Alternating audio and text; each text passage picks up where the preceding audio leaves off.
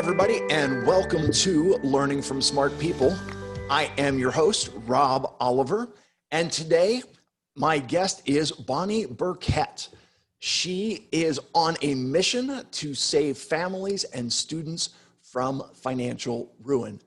She has done extensive research on this, and listen, if you knew the secret to getting almost 2 years of college credit for under $3,500, would you be interested? I think the answer is a resounding yes. And Bonnie, I am excited to have you on the show.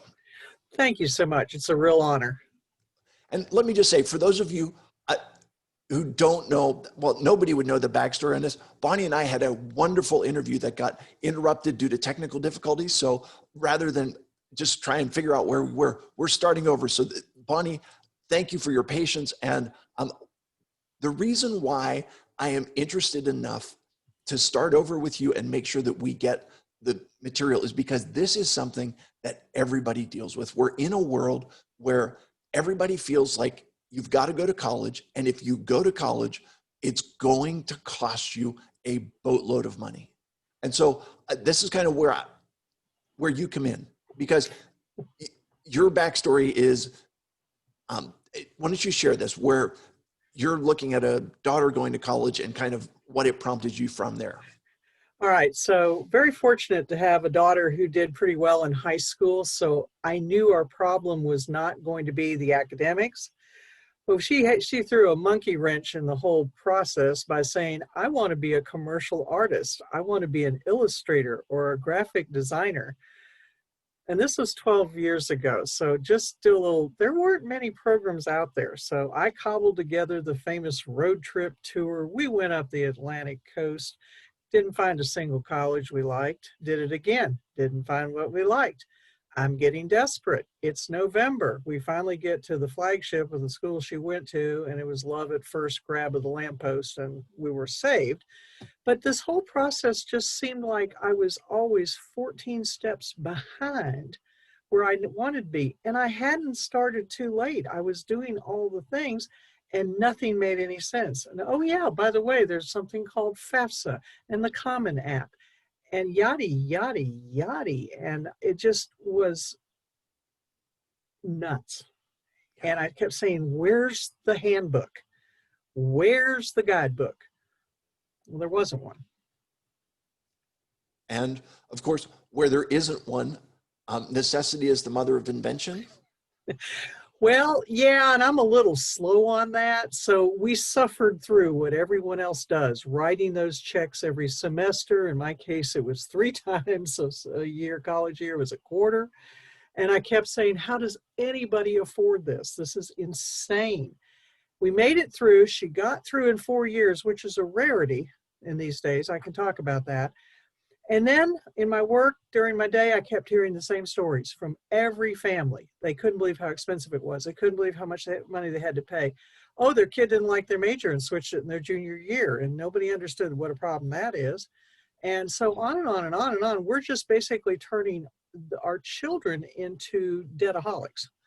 They're taking on an average of $30,000 in student loan debt, which is a car payment for 10 years with no car. If you do more than that, you're talking about choosing between paying the rent or paying your federal loan, and you don't want to get into a mess with the feds. They have many ways to get their money back, none of them pleasant. Sure. And so it just goes on and on. So I kept talking about this, kept making me angry and angrier. And after my family had pretty much put in earplugs, my dear friend said, enough already, write a book. I went, oh, yeah, okay. So that's what I did. Fantastic. And you know that this is near and dear to my heart because I've got triplets who just graduated. I've got 2 of them in college right now. I've got one of them who's taken a gap year and is potentially looking at going to college next year, which means I've got 3 going in at the same time. And I guess here's my question for you. And that is this all something that needs to be handled before your child is accepted into school? Or is this something that can be done while your child is a student at college? The answer is yes to both questions. Ideally, you would want to be doing some of this work. I mean, my book is a workbook. That's how I describe it. It's you learn, but you do things too. You get a free chapter guide thing when you buy the book online at Amazon. So that I did that so you would have something to work with. But you can still do some of the parts in the book while they're in school, especially the first 2 years. No offense, but after they're hitting junior level, they're locked and loaded. The next move is get them out of there as fast as you can to get their magic piece of paper. That's the name of the game. But in the first couple of years, you can still be helping them identify what they're good at, what they like to do, what majors match into that, so that they can focus immediately on that direction. They're not too far in, they could still use my secret sauce. And if you want to talk about the secret sauce, I'll be glad to tell you about that. Absolutely. Well, you brought it up, and listen, I'm all ears. Let's talk about the secret sauce. Okay.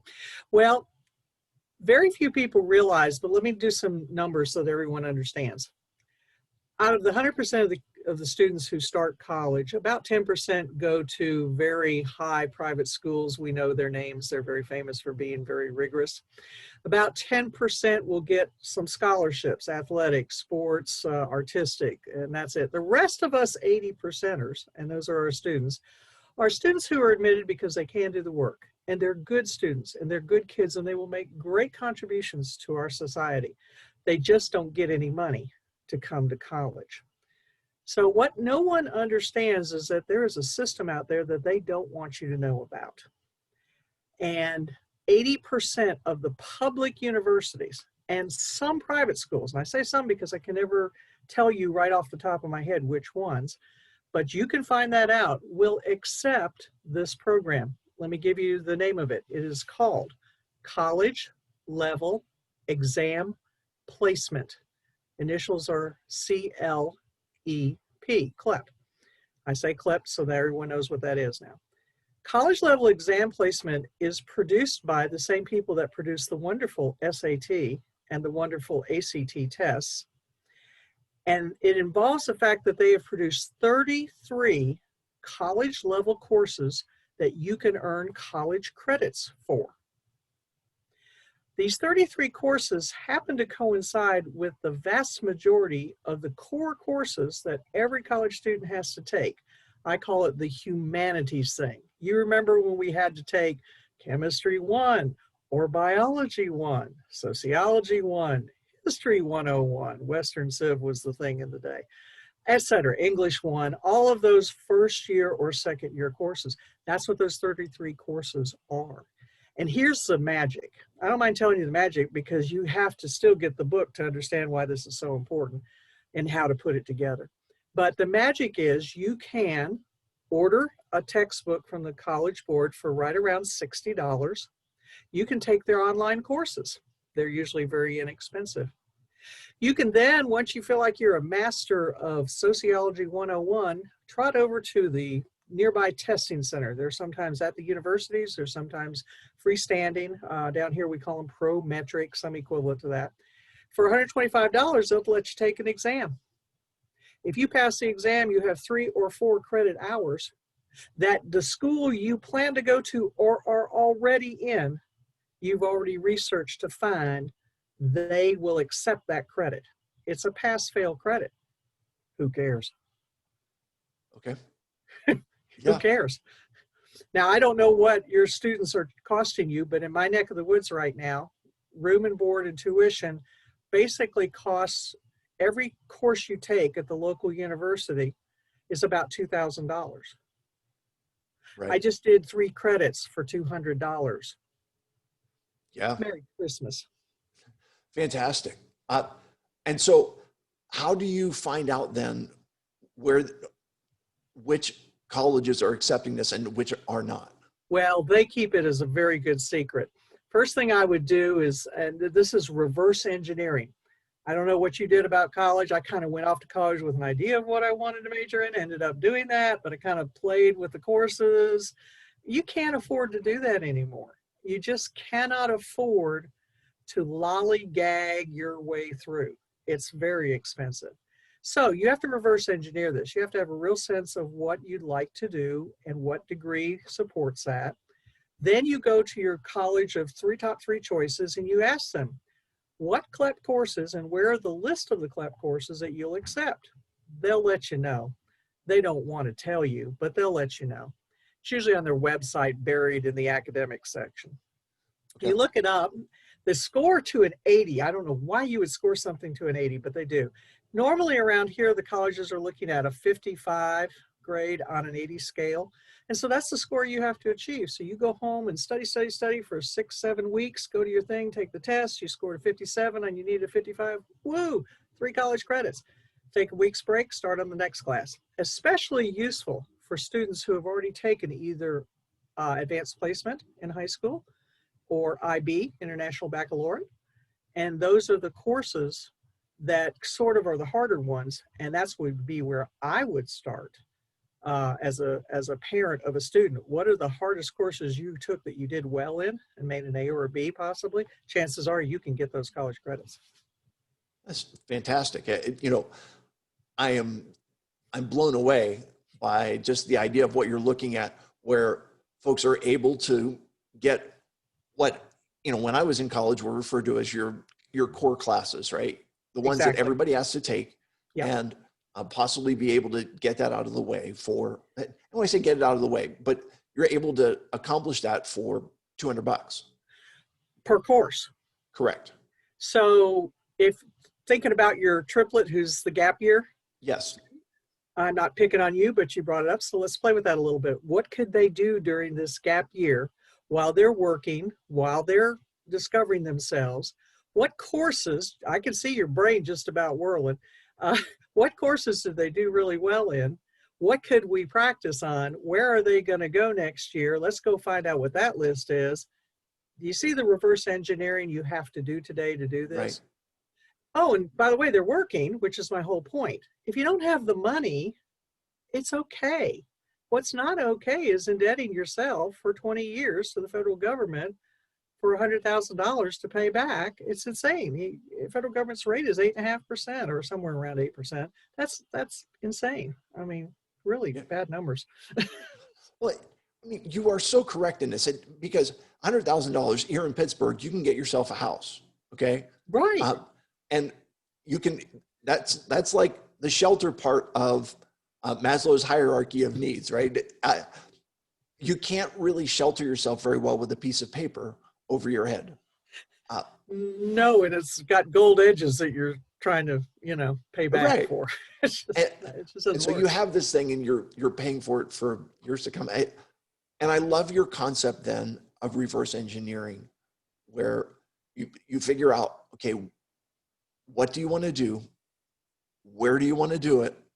And then kind of go from there. Now, from my perspective, this isn't really a whole lot different than what's happening right now with colleges going online. Is that a correct perspective? COVID has, for me, COVID has hastened. It has speeded up. I thought this was going to take 15 more years, as I've been observing higher education now for quite a while. Bit on the outside, but I kind of dipped my toe in. I thought it would take another 15 years for this to happen, but this pandemic has pulled the water away from the beach. They're actually going to get tsunamied. When a tsunami happens, the first sign of a tsunami is the fact that the water recedes from the beach. Sure. Run for the hills, because you don't want to stand there looking at that because the big wave's coming.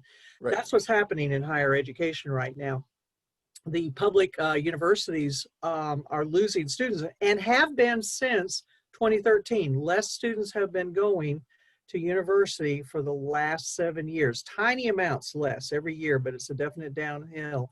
So that the trend was there. Now the finances have gone nuts.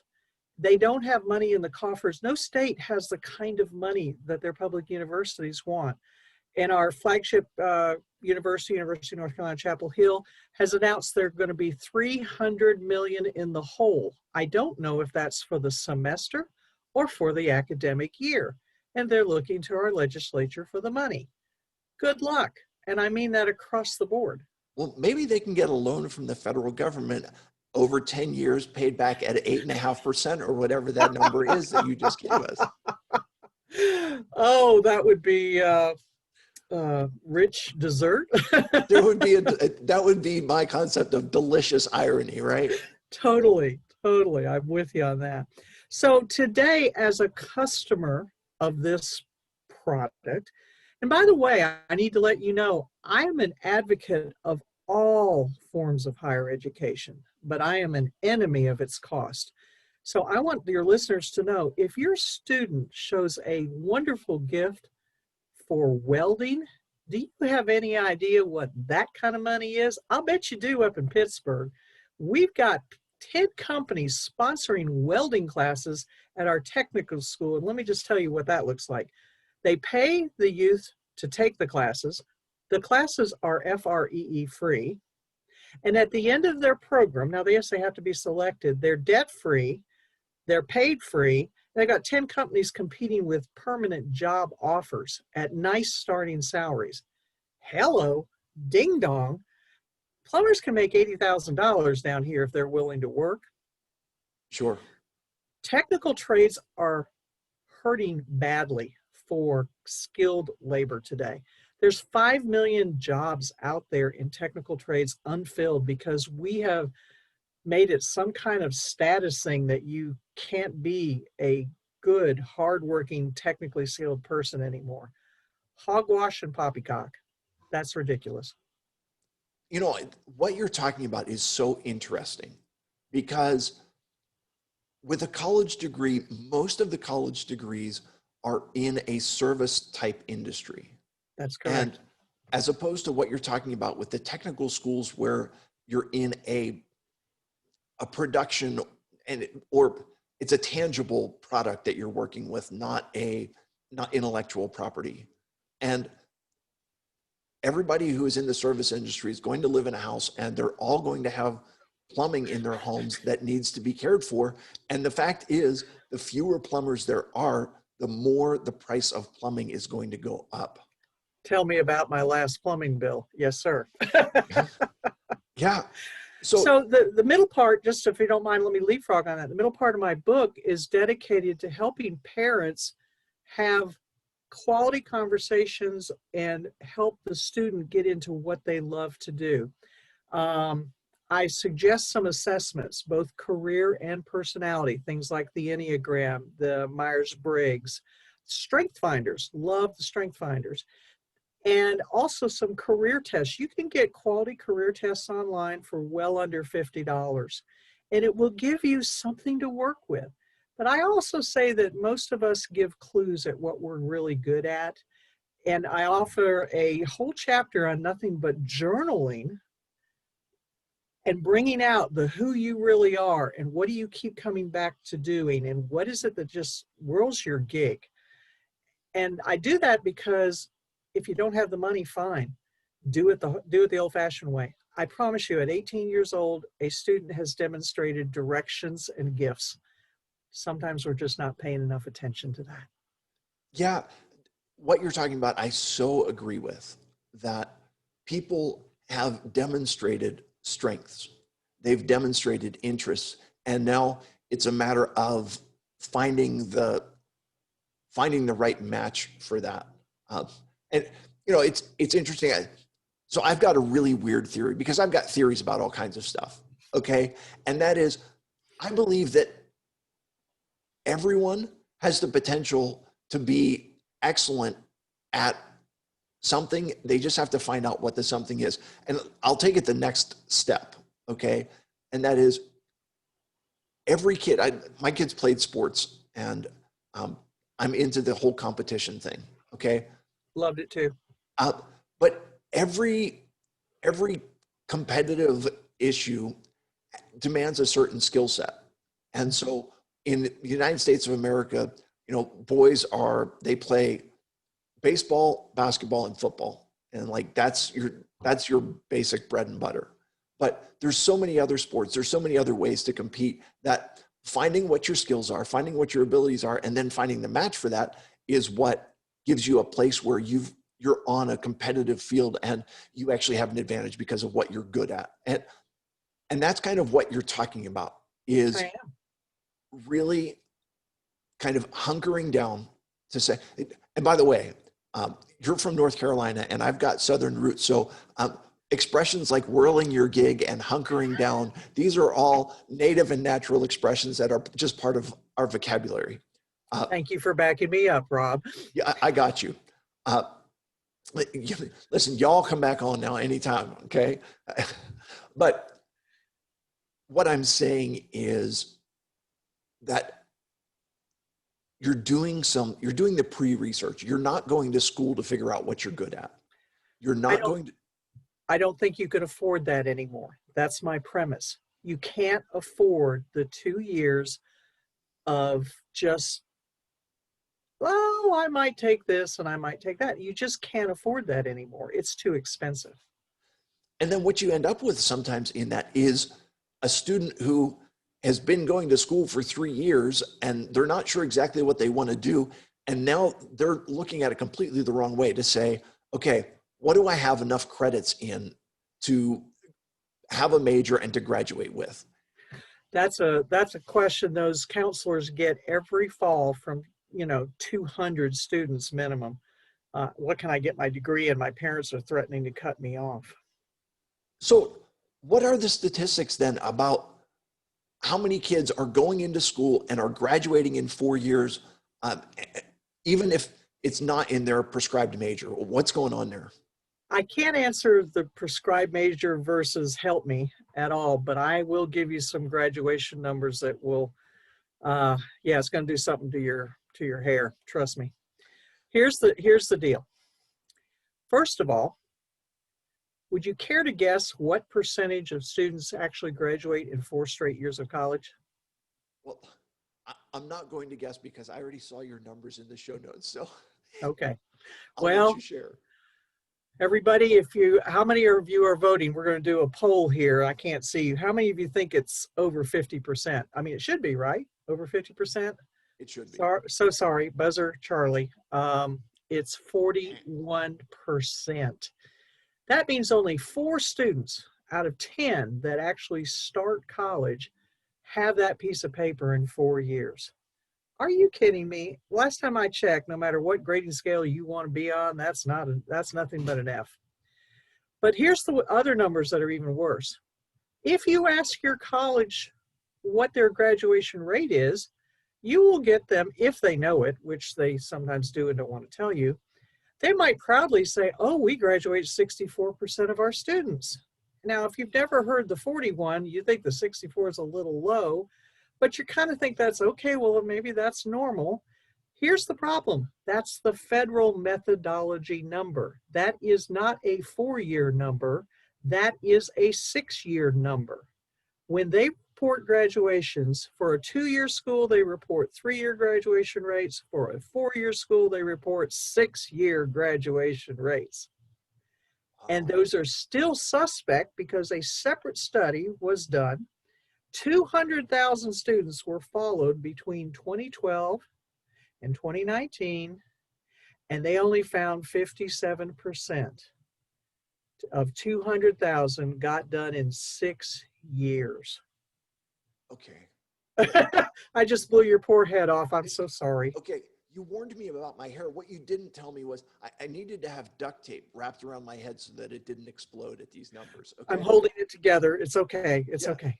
So, but I'm thinking about folks who listen to the show regularly know that I'm a product of the 80s. And I don't remember if the movie came out in the late 80s, early 90s. It was called Son-in-Law with Pauly Shore. And he was kind of a lifelong college student. And I don't know exactly who was paying for his college, but basically he was at a point, he had been going to school for like 8 years and he was having difficulty picking classes because he had them all. Any more of a certain, in a certain department would mean that he would have enough to graduate with a degree in that particular major. He was just trying to accumulate as much credits as he could in different majors so that he didn't. Without getting a degree. Without getting a degree and without being forced out of school, because when he was forced out of school, his parents had told him he's going to have to get a real job. And that just didn't sound appealing to him. So that kind of, you can't do that anymore. It's not feasible financially. And so you're looking at 41% in 4 years and 60 something percent in 6 years. Those numbers are daunting and they're Yes. scary. And what are your suggestions for parents and or students to help make sure that okay, I'll be personal about this, that my students don't end up in the 59% who are not going to graduate in 4 years? I am so glad you asked that. I do have opinions, and they're going to be contrarian opinions, so I warn everybody ahead of time. I'm not speaking at you. I'm speaking to a truth that I see, okay? In my neck of the woods, I will tell you that I have great people that I love and care for, as we all do with our various groups of folks we run with. But there is a real strong keeping up with the Joneses on the world of going to the good schools, or whatever that perception may be. There's a little bit of competition about whether your student got in the flagship school or not, et cetera, et cetera. So the first thing I'm going to lovingly say is, please take that burden off of your shoulders. Your student may or may not need to be there.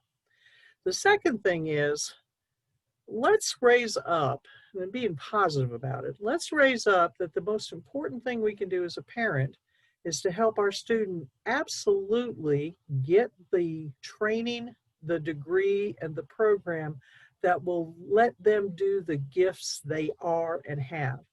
Our daughter has the artistic gift, and trust me, it didn't come from me. It's from my wonderful husband's side of the family. They have it in spades, and it flowed down through her.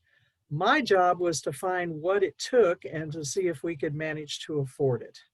And I'm proud of my part of the role of that. And her part was number 3. I placed boundaries and I placed timelines. I reminded her her scholarship money was not unlimited. All scholarships stop at 4 years. She did get some scholarship money, so we're blessed with that. I'm very first to say that. But I also said, and the family bank account that's paying for the rest of this stops in 4 years. You have your first year to determine any changes in your declared major. And she did. She actually wanted to minor in something. I was very excited about that. Turned out to be a great decision. So she shifted her minor at the end of her first year, went to her counselor and said, I got 3 years to do this in. What do we do? Right. And he mapped her out the rest of her program. She just signed up every time at the right time. You know how they do that electronically. Right. And she bebopped out of there because at the end of 4 years, Mama Bank was closing and the scholarship bank was closing. Wow. And it would have to be on her. And if I am frugal, she is blooming downright cheap. I've got one of those too. Listen, I could probably talk to you for another half an hour, but if people are looking to find your book or find more information about you, what is the name of your book? Is it on Amazon? Where's the best place to get it?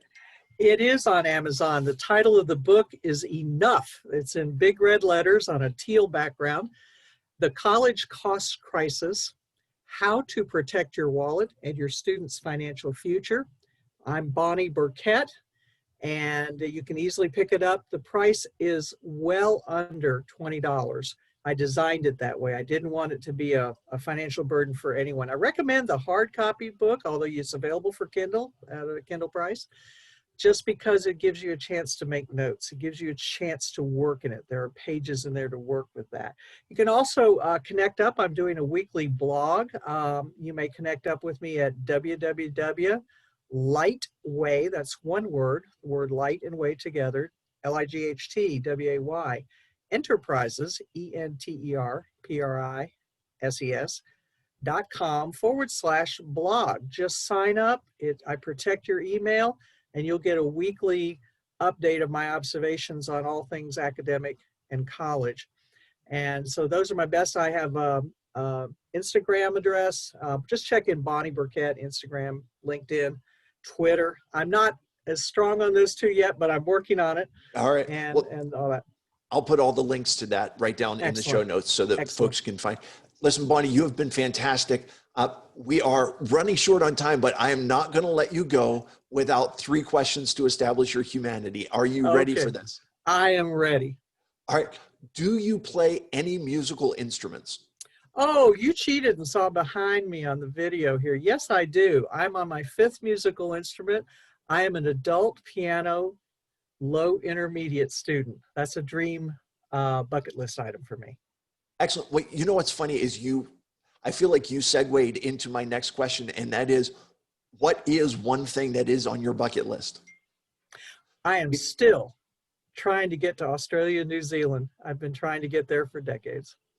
All right, wonderful. And last question for you is, for you, what is the classic Southern comfort food dish that when you're having a rough day, is there that one dish that you say, man, this is just the Southern classic dish that makes me feel like I'm warm and fuzzy inside? Well, I think it's an international dish rather than a Southern. I actually, confession, was born in Wisconsin. I'm officially a cheesehead, so Ah, I have to have mac and cheese, but I have a killer Southern recipe for it. wonderful. Well, you know what? As long as you put enough butter in it, it Southern fies everything and it's all good. Bonnie, thank you so much for being on the show. To all my listeners, I appreciate you being with us today. I hope this has been as informative to you as it has to me. I will remind you, as always, that when you stop learning, you stop living. Have a great day, everybody.